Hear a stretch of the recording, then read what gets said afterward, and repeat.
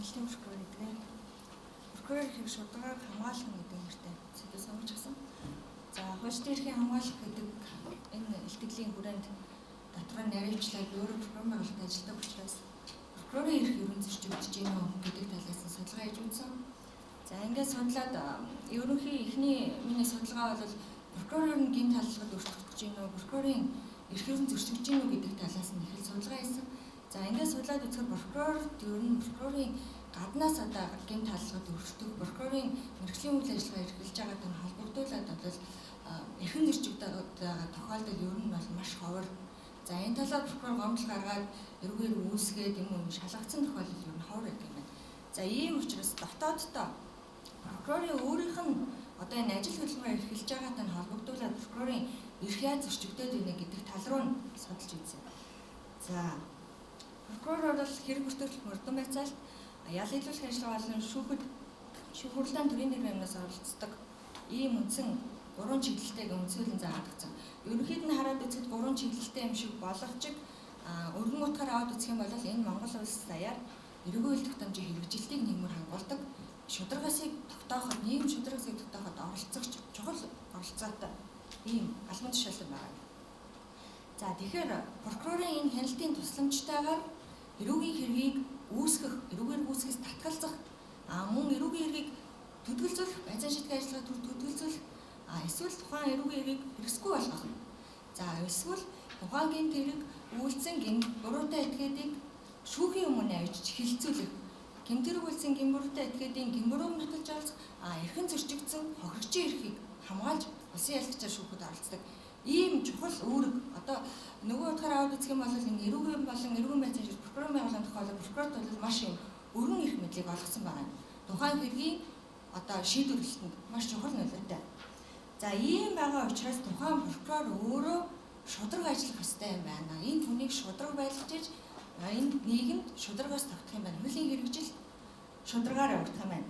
За ингэхээр энэ хүнийг шударга ажилуулахын тулд бид нар яах ёстой вэ гэдээ үзэхээр за олон улсын туршлагыг судлаад үзлээ л дээ. За дэлхийн улс орнууд нэгдээд өөрсдийн сайн туршлагаа бусад улстай зөвлөж хуваалцахын тулд олон улсын прокурорын холбоо гэдэг холбоог байгуулсан. За энэ холбоонд бол манай улс 1992 онд нэгдсэн байдаг.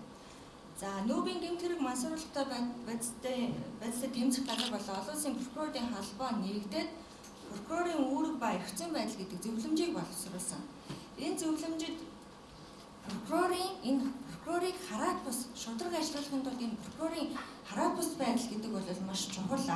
Хараад бус ажиллуулахын тулд прокурор ямар нөхцөл бололцоог бий болгосон байх ёстой вэ гэдэг талаар энэ зөвлөмжөнд зөвлөсөн байдаг. За тухайлбал нь бол прокурорын шийдвэр гаргах үе шат болгоно прокурорт өөрт нь зориулсан удирдамжтай байх ёстой.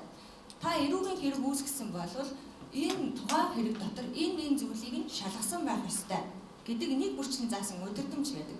Хэрвээ тэр удирдамжийг та дагаж биелүүлж ажилласан бол шударга ажилласан гэж дүгнэхэд илүү одоо төлөвлөц нөлөөтэй. За мөн шийдвэр нь олон нийтэд ил тод байх ёстой.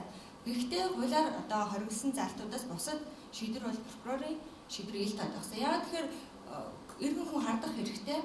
За тухайн шийдвэр ил тод байж прокурор шударга ажилласан уу гэдгийг үнэлэмж болж байгаа. За мөн прокурорын шийдвэр гаргахад нь хэвлэл мэдээлэл болон олон нийт улс төрийн нөлөөллөөс бол ангид байлгах ёстой. За одоо миний хамгийн илтгэлийн чухал сэдэв буюу ажил үргээ хараад бас шударгаар үүсгэх боломжтой ажлын нөхцөл болон ачаалаар хангагдсан байх ёстой. Мөн албан үүргийг гүйцэтгэх хангалттай эрх мэдэлтэй байх ёстой. Ажилтан тохирсон тэр цалин хөлсийг прокурор олгодог байх ёстой. Санхүүгийн хувьд хараад ус айлгах ёстой. За аюул занал өртсөн үед нь хамгаалах ёстой гэдэг ийм зөвлөмжүүдийг олон улсын прокурорын холбооноос өгсөн байна. За манай улс энийг хэрхэн хэрэгжүүлээд байна гэхээр түрүүн бид урьдчилан прокурор бол үндсэн 3 чиглэлийн үйл ажиллагаа чигүүрхтэй байдаг. За түүнээс зөвхөн нэгийг аваад үзэхэд одоо хэрэг хүртэл мөрдөн байцаалтай ажиллах прокурорын хяналт яаж явагдав гэхээр прокурор бол хамгийн анхны одоо цагдаагийн байгууллагад гэмтэргийн талаарх мэдээлэл анх ирсэн цагаас түүнийг бүртгэж хүлээж авах, хянаж шийдвэрлэхээс ахгуулаад прокурорын хяналт хэрэгжээд эхэлдэг. За ингээд эрүүгийн хэрэг үүсгэх ажиллагаа хууль нийцэж байгаа хэсэг хяналт тавина. Шаардлагатай гэж үзвэл тухайн одоо хэрэг хүртэл мөрдөн байцаагчид байцаан шийдэх ажиллагаа явуулахаар даалгавар мэдээлэл өчтөг. За ингээ хэргийн материалтай танилцдаг, хэргийг хяндаг. За байцаан шийдэх тодорхой ажиллагаануудад прокурор оролцдог. Тухайлбал эд хөрөнгө хурааж авах, хэргийн газрын үйлчлэгт орж таньж олох ажиллагаанд оролцох, нэгжлэг хийх. Энэ бүх ажиллагаанд прокурор бас оролцож болдог. За ийм хэр хүртэл мөрдөн байцаалтын чиглэлээр бол прокурорын гүйцэтгэдэг ажил бол ийм. За ингээд дүүргийн хэмжээнд ачааллыг судлаад үзэхээр нэг дүүргийн хэмжээнд ойролцоогоор жилд 1200 гэмтэргийн шийдтэй гомдол мэдээлэл бүртгэж ирдэг. Үүнээс 3.1 буюу 3500 орчимд нь бол эрүүгээр үүсгэж шалгадаг. Үлдэгдэл 8500-д нь эрүүгээр үүсгэж татгалзаж шийдвэрлэдэг. За тэгэхээр нэг прокурорын ажлын ачааллыг судлаад үзэхээр жил дунджаар прокурор 800, сардаа 66 орчим гэмтрийн шийдтэй гомдол мэдээллийг уншиж танилцдаг. За жилдээ 233 эрүүгийн хэргийг хяндаг. За үүнээс бол сард 19 эрүүгийн хэргийг хянаж шийдвэрлэдэг гэсэн. Тэгэхээр ингээд гомдол мэдээлэл эрүүгийн хэрэг бол тустай ойлголт. Гомдол мэдээлэл эрүүгийн хэрэгээс үүсгэж татгалзсан гомдол мэдээлэл ойролцоогоор 15-аас 20% байдаг. За эрүүгийн хэрэг бол гимбуруудыг нотлоод шүүхийн өмнө хилцүүлэхэд авчирсан хэрэг бол ойролцоогоос 2-3 хавцас хэрэг байдаг. 2-3 хавцас хэрэг бол 500-750 хуудастай байдаг. За ингээд үзэхээр прокурор бол өдөрт ер нь 850 хуудас хэрэг материал унших ийм ажлын ачаал байдаг. За ингээд уншсныхаа дараа прокурор шийдвэр гаргана. Шийдвэр гаргахад нөгөө эргэцэн хэлбэрээ өргөдөг. Эргээр үүсэх үү, татгалзах уу, хэрэгсгүй болох уу, төдөлцүүлэх үү, хариаллын дагуу шилжүүлэх үү, ялах дүнэлтүүлэх үү. Энэ болгоныг бичгийн хэлбэрээр өгүүлдэг. За ингээд үзэхээр ерөөсөө 850 хуудас юм уншин за 3 цаг байцаан шийдэх ажиллагаа. Зарим тохиолдолд шүүх хуралдаанд хэрвээ улсын ялагчаар оролцож байгаа тохиолдолд бүтэн өдөржин үргэлжлэх шүүх хуралдаан ч бас байдаг. За интернетээс ингээд судалгаа үзэхээр ер нь хүний потенциал нэг цагт 50-60 хуудас юм унших чадвартай байдаг. За нөгөө прокурор бол 850 хуудас юм унших хэрэгтэй, хэрэг материалаа унших хэрэгтэй, шүүхтээ оролцох хэрэгтэй. Ингээд үзэхээр 17 цагийг хэрэг материал унших, за 3 цагийг байцаан шийдэх нөгөө ажиллагаанд оролцох, эд хөрөнгө хурааж, хэргийн газар үйлчлэг, цогцсон үйлчлэг хийх, задлан шинжилгээнд орох. Энэ ажиллагаанд ингээд үзэх юм бол прокурор өдөрт нэг 20 цаг ажиллаж иж нормын ажил ер нь яг хангагдчих юм гэж үздэг. Ингээр прокурор хүн өдөрт 20 цаг ажиллахад бол хэцүү ажлын 8 цагтаа. Тэгээ үүнээс болоод ажлын энэ хит ачааллаас болоод прокурорын анхаарал хариуцлагатай байдал баг зэрэг унах явдал бас гардаг, үг үсгийн алдаа гаргах. Тийм ээ?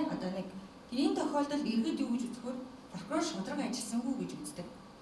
За ингээд үзэхээр ерөөсөө прокурорыг энэ шудраг хариуцлагатай айлхамд прокурорын ажлын ачааллыг тэнцвэржүүлэх ёстой гэсэн байна. За нөгөө талаас прокурорын энэ гүйцэтгсэн үүрэгт нь тохирсон цалин бүсийг олох ёстой.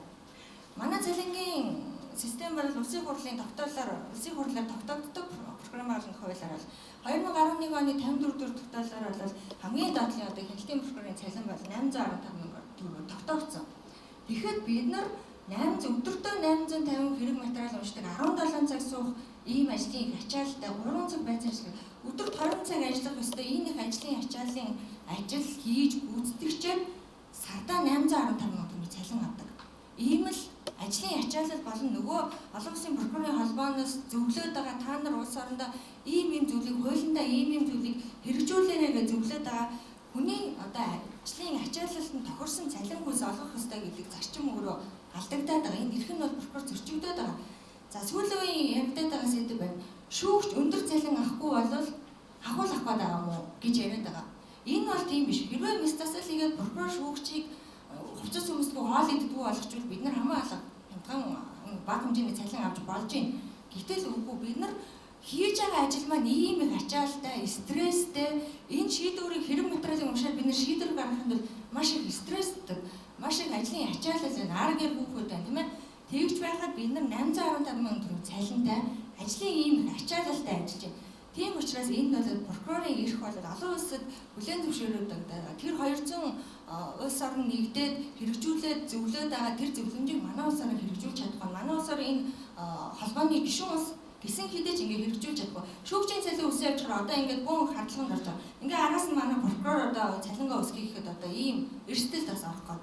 Тэгээд цаана нь ямар ажил хийж байгаа гэдэг иргэд бол ойлгохгүй. За ингээд Дүгнэлт хэлэхэд бол ер нь прокурор хүний одоо тэр наад захын энэ ажлын ачааллыг зохицуулаагүй, энэ ажилтан тохирсон цалин олгоогүй, энэ эрхийг нь хамгаалаагүй гэж түүнээс цааш одоо илүү тийм өргөн ойлголттой юм ярих нь бол илүү хэцүү гэж би бодож байна. Хамгийн наад захын хүний тэр үндсэн хуулийн заасан аяда дата нөхцлөөр ажиллах эрхийг нь хангаагүй бид нар гүйцэтгэсэн ажилтан тохирсон цалин олгоогүй. Бид нар энэ эрхийг хангаж байж дараагийн эрхийн талаар ярих хэрэгтэй. Тэгэхээр хамгийн наад захын анхын шатны энэ эрх нь бол зөрчигдж байна. Энэ эрхийг нь хангаж өгөөч гэдэг үүднээс энэ илтгэлийг энэ сэдвийг сонгож авч хэлцүүлээ.